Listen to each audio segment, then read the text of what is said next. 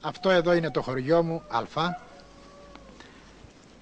Εδώ είναι που γεννήθηκα, που αναθράφηκα, κριτικός. Εδώ είναι το σχολείο που έμαθα τα πρώτα γράμματα.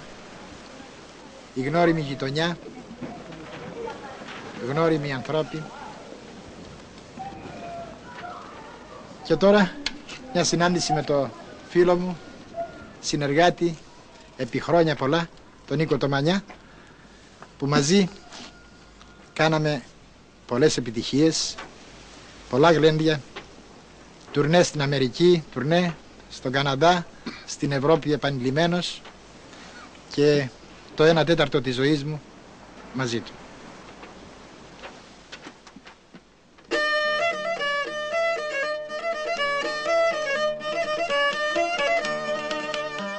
Ο πραγματευτής πραγματιές πουλώ και στον νόμο μου αμαρτίες μιας αγάπης που βάλω.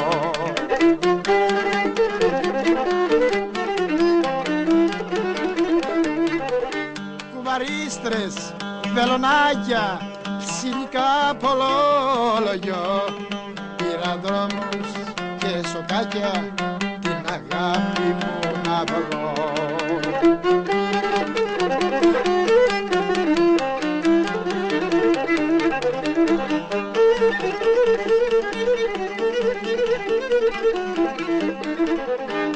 Σε μια γειτονιά είχα μια αγαπητικιά, 10 χρόνια πάρε τώρα που δεν την ξαναδά πια.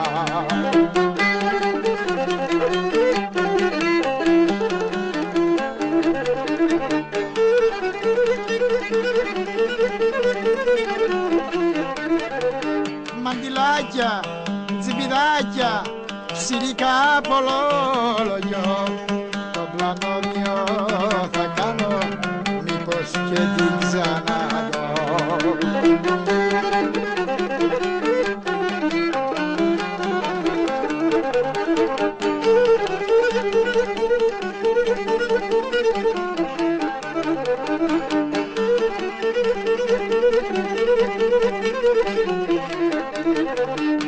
Χώρες και χωριά σαν τα έρημα πουλιά, θα γυρίζω, αχ να φωνάζω τη δική μου καταδικιά.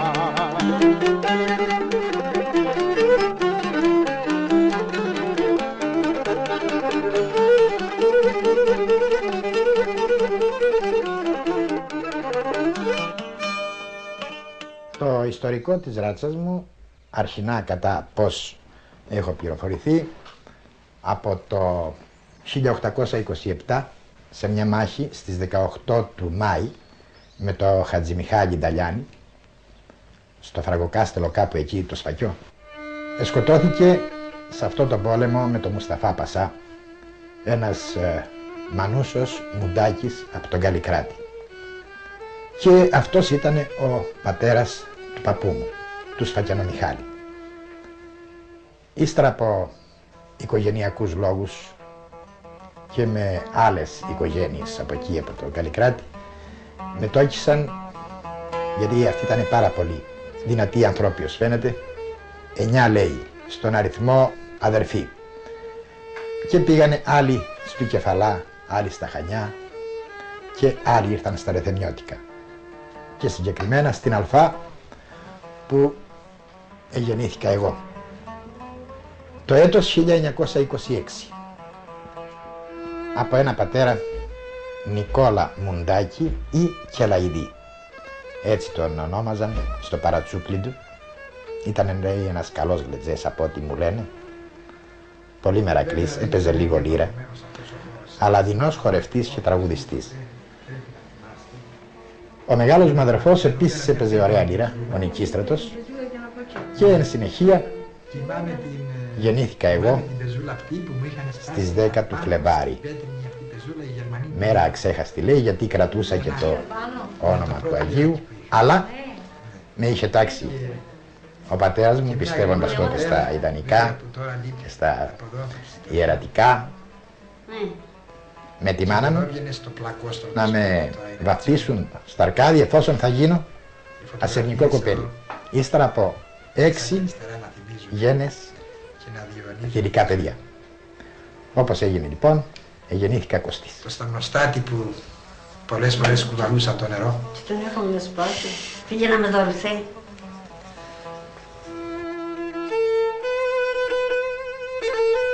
Έγινε η βάφτιση στα Αρκάδη και η ανατροφή μου στο χωριό στην Αλφά.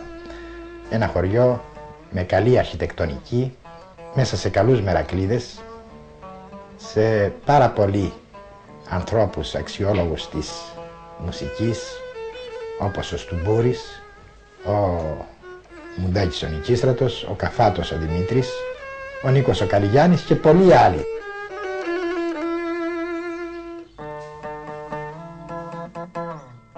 Μετά τη βάπτισή μου, αυτός ο μεγάλος μερακλής, όπως λένε, ο πατέρας μου πέθανε τον Απρίλιο του 1926, τον ίδιο δηλαδή χρόνο.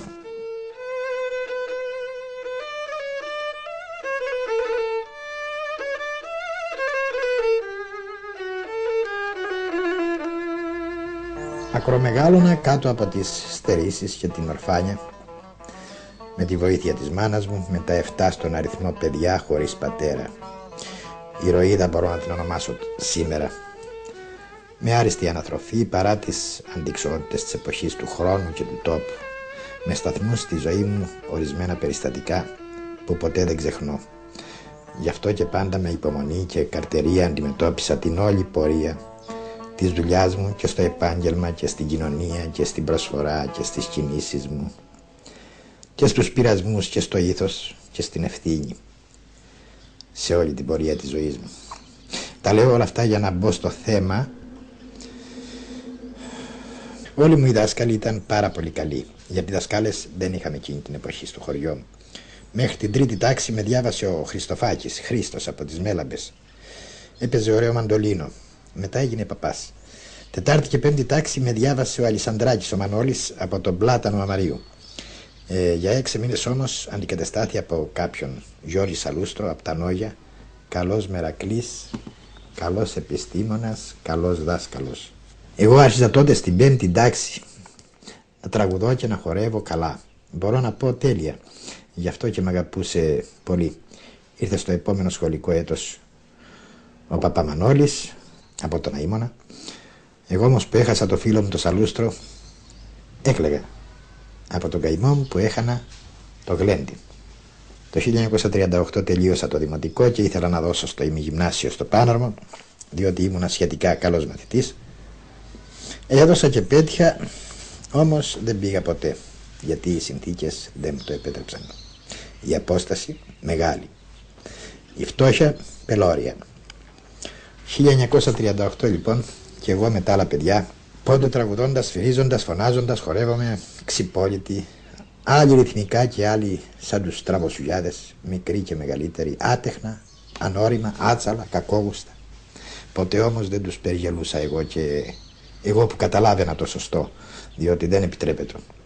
Ποτέ δεν ανταπόδιδα το χλεβασμό ή το γέλιο που εμένα εχάριζαν απλόχερα σε άλλα ζητήματα πιο σοβαρά. Πληγωμένη ψυχή μου, αλήθεια, τα αντιμετώπιζα χωρίς κακία, με πολλή υπομονή και χωρίς να δείξω δυσφορία ή νεύρα, διότι όταν αντιδράσεις διαφορετικά πρέπει να είσαι έτοιμος και για κάθε αποτέλεσμα. Και αυτό το αποτέλεσμα πρέπει να το μετρήσεις προηγουμένως τι θα βγει. Άσε λοιπόν τον άλλο να χαρεί, να διασκεδάσει τη χερεκακία του, αν την εννοεί έτσι ή έστω και έτσι. Μην κοιτάζεις τι κάνει ο άλλος για σένα, εσύ τι θα κάνεις για αυτόν.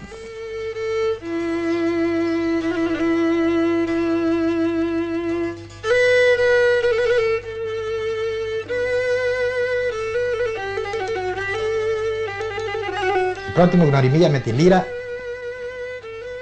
ήταν ένα ταβλί που το είχε ένας ξαδερφός μου, Νικολογιοργάκη τον λέγανε μάλιστα, Μουντάκης Γιώργης, που κάθε άλλο παρά λύρα. Αυτός το λέγανε λύρα, μα δεν ήταν. Ένα ταβλί σκαμμένο και του είχε πάνω 2-3 λουριά για χορδές, μια βίτσα που φτιάξαμε με ένα γιαδοξάρι με κάτι τρίχες από το γαϊδάρο την ουρά και παίζαμε. Πολλά παιδιά και εγώ μαζί. Εγώ κάτι εκατάφερνα.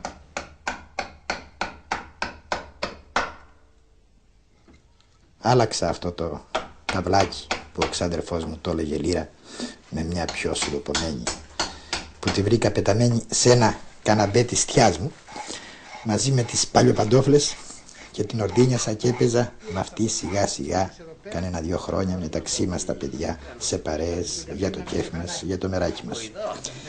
Αυτή ήταν για μας η ξεφάντωση, η συναυλία, το θέατρο, ο κινηματογράφος και η τηλεοράσή μας. Μέγα γεγονός δε όταν έφερε η χωριανή μας μαμή το πρώτο χωνόγραφο, το γραμμόφωνο, στο χωριό με 5 δίσκους. Θυμάμαι του Αΐμνης του Ροδινού, του Καρεκλά, του Αντωνογιοργάκη, Καραβίτη και Καλογερίδη. Πόσο ρίγος ένιωθα ακούγοντας αυτές τις μελωδίες, πως πετούσε η καρδιά μου με αυτούς τους δαχτυλισμούς και τα όμορφα γυρίσματα, τους αυτοσχεδιασμούς και τα γλυκά μοτίβα τους. Για μένα ανοίγανε αλήθεια οι ουρανοί. Θαρώ σαν εγρήκουνα το γλυκό τραγούδι του Μπαξεβάνη, του Γιάννη του Μπερνιδάκη, του Ρεθερνιώτη. Ήτανε λατρεία, ήτανε κάτι που με συγκινούσε. Κοιμόμουν και ξυπνούσα με τέτοια ακούσματα. Μου έγιναν βιώματα, μου έγιναν τροφή. Και στο τέλος ας μην θεωρηθεί υπερβολή κτήμα μου.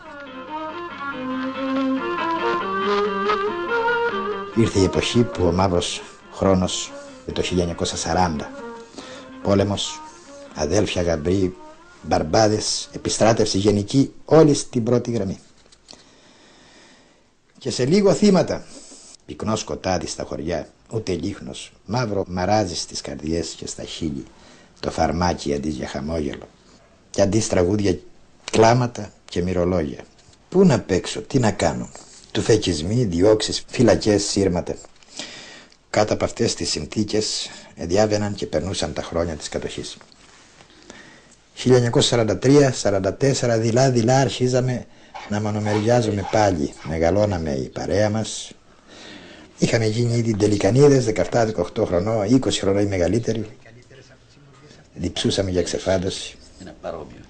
Και με τα 10 φυλακή και με τα 500 που λέμε. Από το φτιάξαμε Τι τα κάνεις, πώς πάντα γεράματα. Κάτσε ήσυχος. Καλά είσαι. Κοντά σου τα χέρια σου. Καλά πάμε. Εσύ βλέπω και γέρασες. Εγώ, εγώ παίρνω τα 40. Εδώ δηλαδή τα πιάνω, δεν τα παίρνω. Η πρώτη μου λύρα είναι μια ολόκληρη ιστορία. Το 1938-39 που πρωτογνώρισα το Ρέθυμνο, παιδί, είδα σε ένα μαγαζί μια λύρα, τεράστια σε μέγεθος 1 μέτρο, σε μια βιτρίνα. Αυτή ήταν του Παπαδάκη φτιάξιμο, έργο τέχνης δηλαδή. Κάποιος τσαγκάρης από το χωριό μου είχε πάρει από αυτόν μια λύρα σχετικά καλή. Αυτός ο τσαγκάρης ήταν το πιο μεγάλος από μένα και έπαιζε λύρα και του είπα λοιπόν μια μέρα να μου πουλήσει την λύρα του αν δεν του χρειάζεται. Μου λέει θα σου την πουλήσω 1 αρνί και 5 κάδες τυρί. Ήταν 1943 ξέχαστα. Τα λεφτά δεν επερνούσαν, αλλά η καημένη μητέρα μου δεν ήθελε να μου χαλάσει το χατήρι άλλο. Και η εποχή κακή, για λίρες είμαστε τώρα μου λέει. Τότε έβαλα τα μεγάλα μέσα. 5-6 ντελικανίδες, ξαδέρφια, φίλοι. Θιά από εδώ, θιά από εκεί, καταφέραμε τη μητέρα μου και παίρνω τη λύρα. Ήταν για μένα η αγορά του αιώνα. Σαν να μου χάρισαν την Κρήτη και κάμποσα νησιά γύρω-γύρω. Μου άρεσε να πιάνω ύστερα τη λύρα και να βγάνω σιγά σιγά το δικό μου τρόπο, τη δική μου ψυχή, το δικό μου εαυτό και χαρακτήρα, τη δική μου σφραγίδα. Πού συντροφιά, πού αποσπερίδα, πού παρέα, πού κρασί, χορός, πανηγύρια, χαρές και ξεφαντώματα και ο μουντάκης μέσα. Το χωριό Αρφά και γενικά το κάτω Μιλοπόταμο που ανατράφηκα έχει βγάλει καλούς γλετζέδες, μερακλίδες, χορευτάδες και τραγουδιστάδες αξιόλογους, στιχουργούς και κάθε είδους μαστόρους που κράτησαν και διατήρησαν μια παράδοση στη λαογραφία του τόπου μας. Έζησα αξιόλογους, μαντιναδολόγους, χορευτάδες, μερακλίδες που σήμερα, ας με συγχωρήσουν οι νεότεροι, δεν έχουν αυτή την ευαισθησία στο παίξιμο των οργάνων.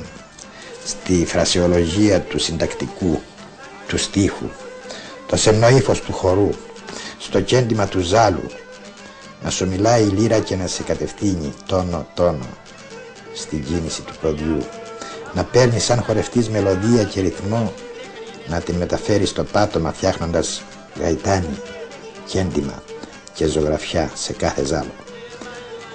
Άλλοτε γελαστός και άλλοτε σοβαροφανής και αγέροχος κάνοντας ερωτελεστία με τις προσεκτικές κινήσεις της μέσης σου, του προσώπου και των ποδιών σου.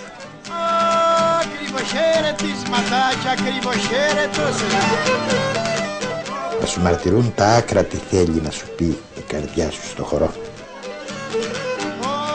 Και κάτεχε αδημουρευτά και μυστικά αγαπώσε, και κάτεχε αδημουρευτά και μυστικά από μένα. Το ίδιο και ο τραγουδιστής, παραλαμβάνοντας στη γλώσσα του το μεγαλείο της μελωδίας, να το συναρμολογά με λόγια σωστά και καθαρά και να σου μιλεί άνετα δίνοντάς σου να γευτείς μέλι και ζάχαρη, χωρίς βιασύνη, δίχως καθυστέρηση, με δίχως φάλτσο και παρατονία, βγαίνοντας από το τραγούδι ένα θέμα ξεκάθαρο με το νόημα του στίχου. Η αγάπη σου έγινε δεντρί και μου κλεισέ το δρόμο.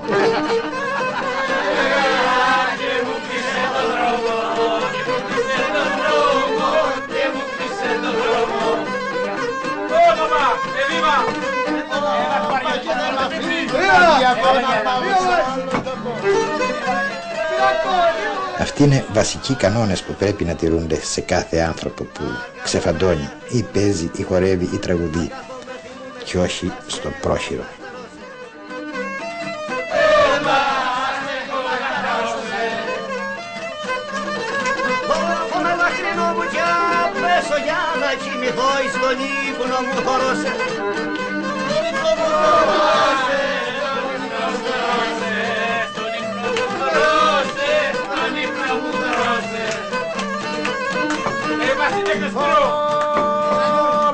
Δεν ταιριάζομαι μικρή μου, να σε πάρω.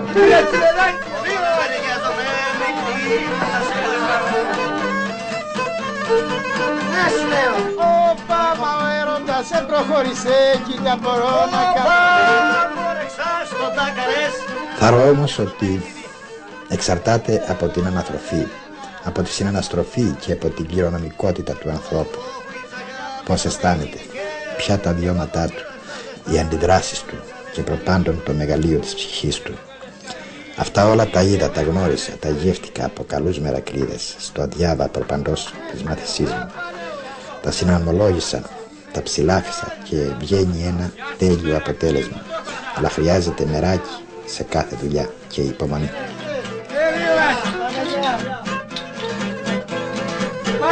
Έφυγα μετά, αφού ακρομεγάλωσα, και πήγα στη χωροφυλακή το 1948 το Φεβρουάριο μήνα. Τότε είχε πρωτοσυσταθεί ο ραδιοφωνικός σταθμός Χανίων με το Δασκαλάκι. Εκεί έκανε εκπομπή ο Στέλιος ο Κουτσουρέλης με το λαούτο του. Ήμουνα τότε στη σχολή. Κάθε τόσο οι αξιωματικοί, ο διοικητής ο Τζανακάκης και πολλοί άλλοι φίλοι μου, σώνει και καλά να μείνω στη σχολή μέσα και δεν μου δίναν, ας πούμε, με ένα έξοδο. Όλοι οι αξιωματικοί που είχαν μείνει από τη φυλακή μέσα και ο διοικητής μαζί μου βάνανε στέρηση εξόδου επίτηδες για να κάτσω μέσα να γλεντούμε. 1949 πήγαμε μετάθεση ύστερα στην Αθήνα, εκεί στην ανωτέρα πρωτεύουσης,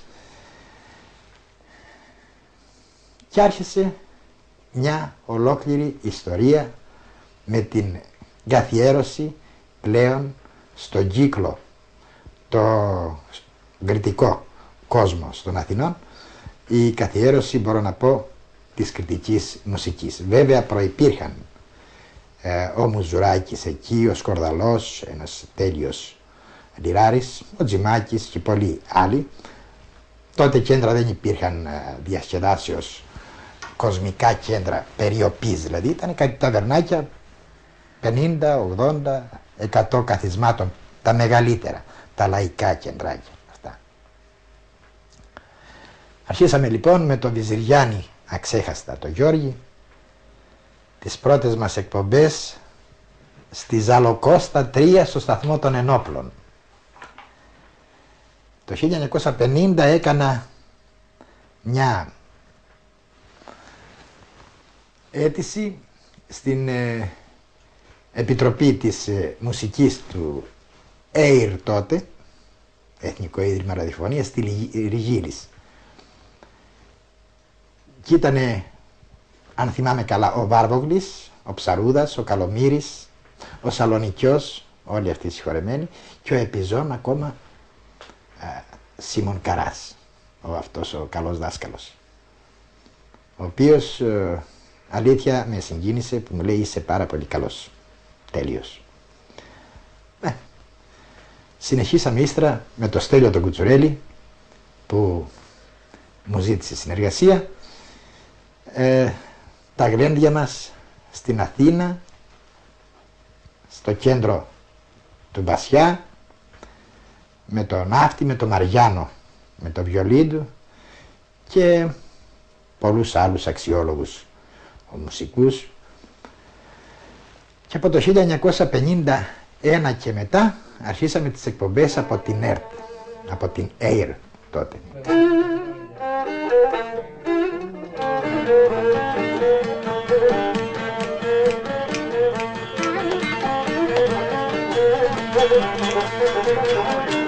Ήταν λοιπόν σε κάποια αδράνεια, στασιμότητα αν όχι άγνωστη, η κριτική μουσική στον κόσμο της Αθήνας. Βέβαια τα χρόνια δύσκολα, γιατί μην ξεχνάμε ότι οι υπεύθυνοι άνθρωποι, οι διανοούμενοι, οι πολιτισμένοι, οι προηγμένοι των γραμμάτων και της τέχνης επιστήμονες κατά κανόνα δεν έκαναν παρέα τους λαϊκούς μουσικούς του τόπου μας. Τους αποστρέφονται και τους απέφευγαν στην παρέα, στα συμπόσια, στη συντροφιά τους και σε κάθε είδους εκδηλώσεις τους. Ήταν για αυτούς πολύ μπας κλάση λαϊκή ξεφάντωση και πολύ κατωτέρας ποιότητας η ασκομπαντούρα, το ταούλι, η λύρα και οτιδήποτε λαϊκό όργανο, και αυτοί που τα έπαιζαν. Ηρέσκοντο μόνο σε σοβαρή κλασική μουσική, λέει, ή έστω ορχήστρα με βιολιά και πιάνα ή κιθάρες ρομαντισμού και δεν ξέρω τι άλλο, για να διακρίνουν οι τάχατες ότι αυτοί είναι σπουδαγμένοι, πολιτισμένοι, προηγμένοι κοινωνικά, και οι άλλοι που αρέσκονται στο ταούλι, στο σφυροχάπιολο και στην λύρα, στο ριζίτικο τραγούδι, στις μαντινάδες και στο λαϊκό χορό, το δημοτικό εννοώ, πηδούνε σαν τις τράγους και δεν κατέχουν άλλο πράγμα και είναι φτωχοί συγγενείς στην κοινωνία.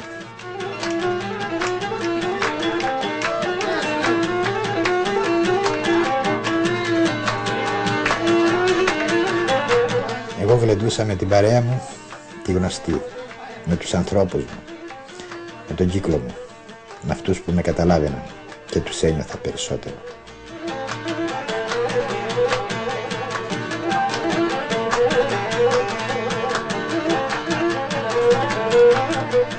«50, 51, 52, 3 χρόνια παρέα με τον πολιτικό κόσμο της χώρας, Τσαρδάρη, Βενιζέλο, Παπανδρέου, στρατηγούς, πολιτευτές, βουλευτάδες και υπουργούς.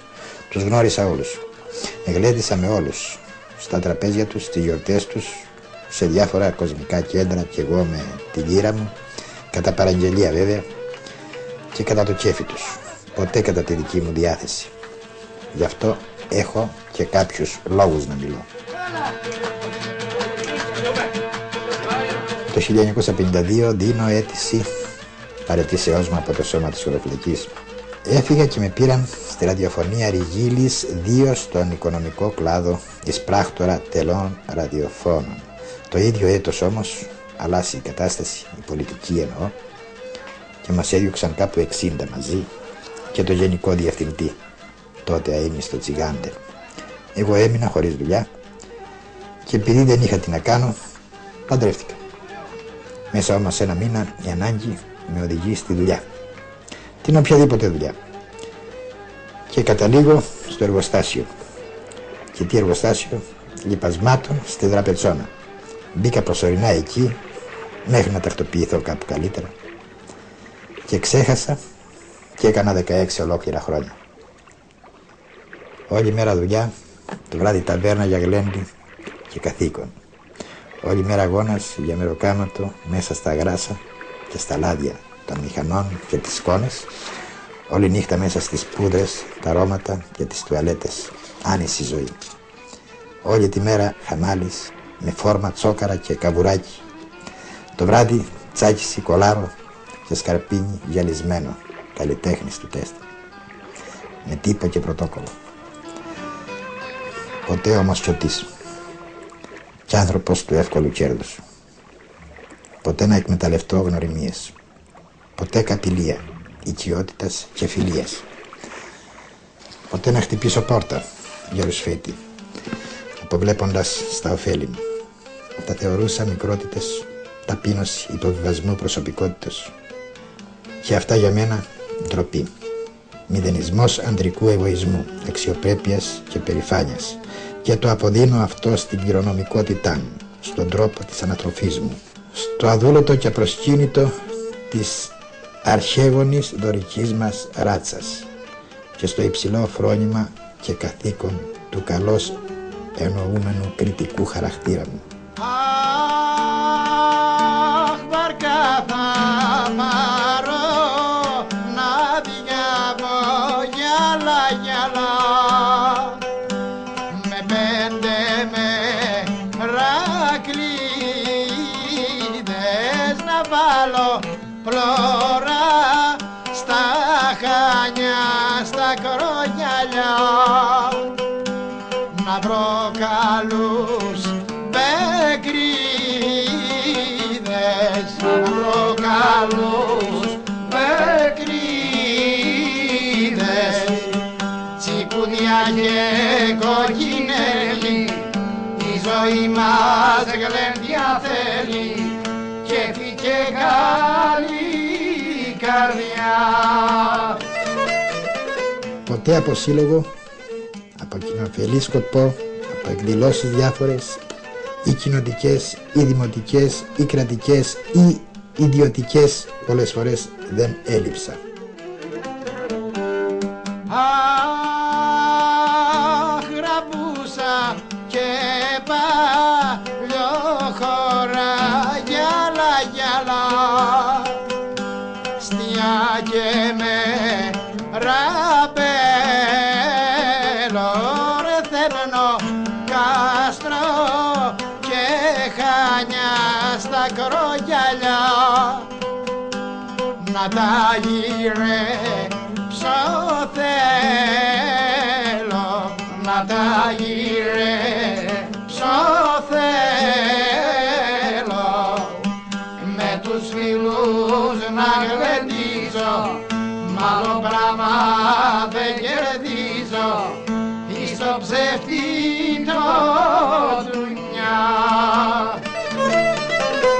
Πάντα συμμετοχή, γιατί το θεωρώ σαν καθήκον, σαν συμβολή μου, απαραίτητη, ανθρώπινη. Στο τέλος όμως αποδεικνύεται πίσω από κάτι τέτοια μια εκμετάλλευση αυτής μου της συμμετοχής, ακόμα και της προσφοράς μου. Άλλοι την γκαρπούνται και την οικειοποιούνται.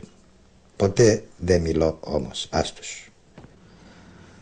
Από το 1955 και μετά, μια επιτυχία πάνω στην άλλη, σε όλο τον κριτικό κόσμο και επίσης εκτός Ελλάδος. Το 1960 μας καλούνε στην Αμερική, η Παγκρίτιος Ένωσης εκεί, για το Παγκρίτιο Συνέδριο στη Βοστόνη. Στη συνέχεια άλλη πρόσκληση για Αυστραλία, άλλη πρόσκληση για Αφρική, Γερμανία 4-5 φορές που έχουμε πάει και κάναμε πανευρωπαϊκό τουρνέ. Το 1971 πρώτο πήγα στην Νότιο Αφρική, στο Johannesburg, και πολλά άλλα τουρνέ. Ήτανε δε πάρα πολύ σημαντική κάθε φορά η επίσκεψή μου σε αυτές τις χώρες, από τους κριτικούς βέβαια και γενικά από τον ελληνισμό, γιατί υπήρχε η δίψα, υπήρχε αυτή η επιθυμία του ελληνισμού εκτός Ελλάδος οι Έλληνες, αλλά ειδικότερα οι κριτικοί, νιώθουν αδερφωμένοι. Νιώθουν περισσότερο τη δίψα και τη νοσταλγία να αισθάνονται κριτικοί στον ξένο τόπο.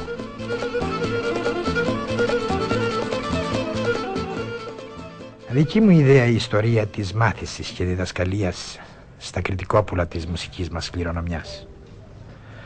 Στόχος μου είναι να μπει σιγά σιγά και να αναγνωριστεί κάποτε η λαϊκή μας, η δημοτική μας δηλαδή μουσική, στα επίσημα οδεία του κράτους. Λέμε επίσημα, αλλά μην ξεχνάμε, ακόμα δεν έχουμε ελληνική μουσική ακαδημία. Επομένως, λείπει η ελληνική μουσική παιδεία από τον ελλαδικό χώρο.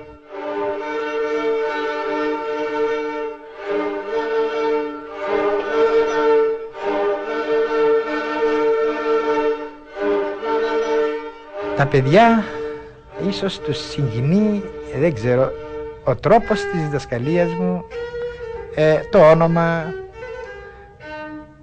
ας μου επιτραπεί έτσι το χάδι που τους προσφέρω, η αγάπη που τους μεταδίδω, που και εγώ παίρνω από τα παιδιά, γιατί αλήθεια μου αρέσουν τα παιδιά.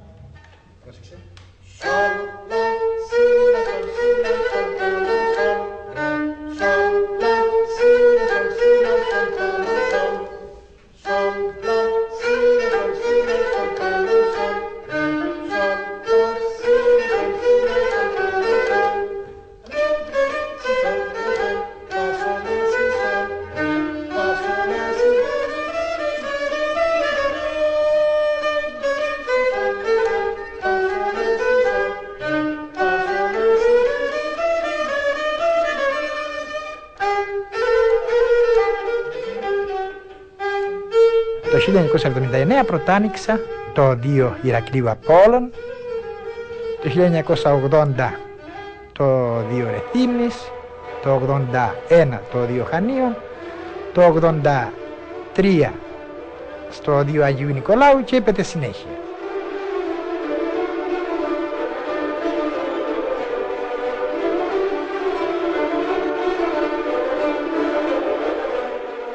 Ένας λόγος είναι αυτός, να επιζήσει, να επιβιώσει και να διαπρέψει πράγματι η ελληνική μας μουσική.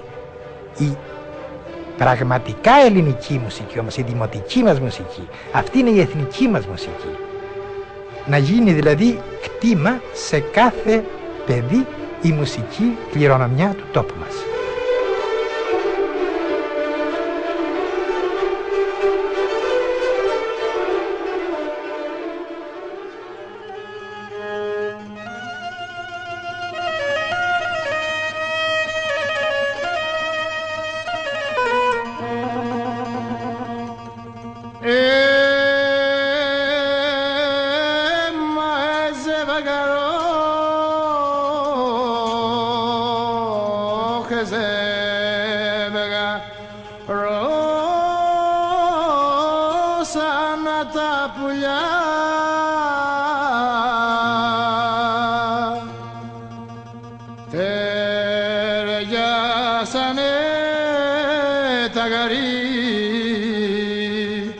Ταιριάσανε τα γαρίμια μα το δικό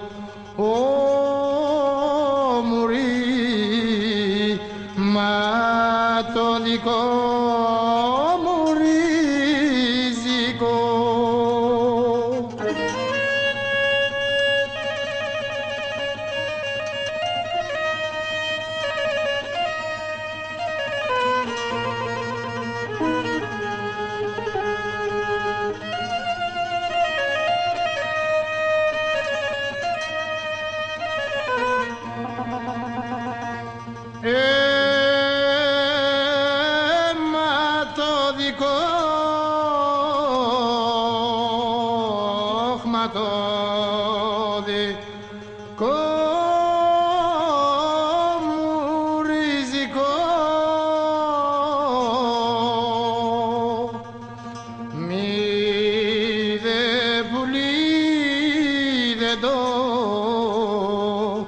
Mi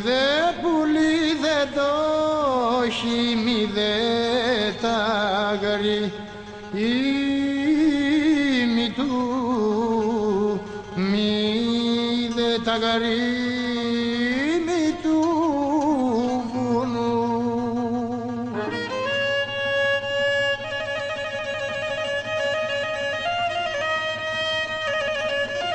Η Κρήτη για μένα είναι μια φλόγα που με καίει. Είναι η ίδια μου η ζωή. Χωρίς Κρήτη δηλαδή, εγώ θαρώ που και περιττώ να ζω. Όχι μόνο εγώ. Και η ρίζα μου, και η ράτσα μου, και η γενιά μου, και ακόμα και η οικοί μου. Είναι για μένα ο επίγειος παράδεισος σε αυτόν τον κόσμο.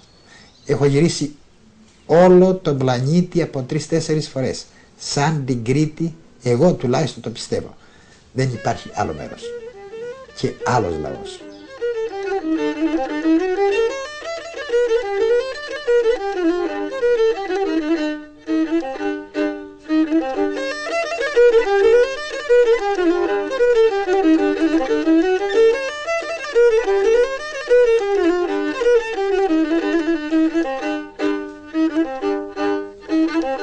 Μεσοπελαγάρα μενίζω και έχω πλώρα τον καημό.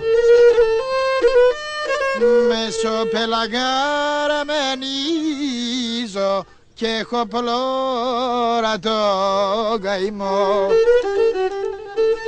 Και έχω την αγάπη πυρήμα κι αλμπουρώ το χωρισμό. Και έχω την αγάπη πυρήμα κι αλμπουρώ το χωρισμό. Θάλασσα μη με διώχνεις μακριά, χωρίς με μου έχεις κάψει την καρδιά.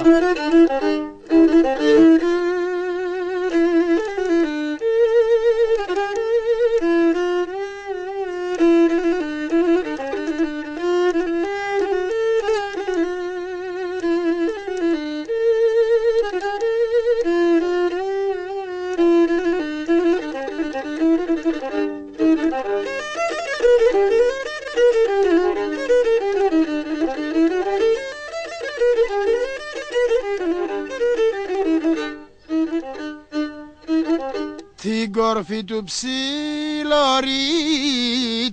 με παράπονο θωρώ και με δάκρυα την Κρήτη φεύγω κι αποχαιρετώ. Και με δάκρυα την Κρήτη φεύγω κι αποχαιρετώ.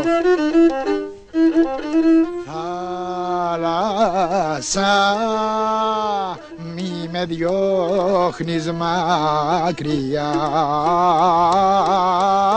χωρίς με μου έχεις κάψει την καρδιά.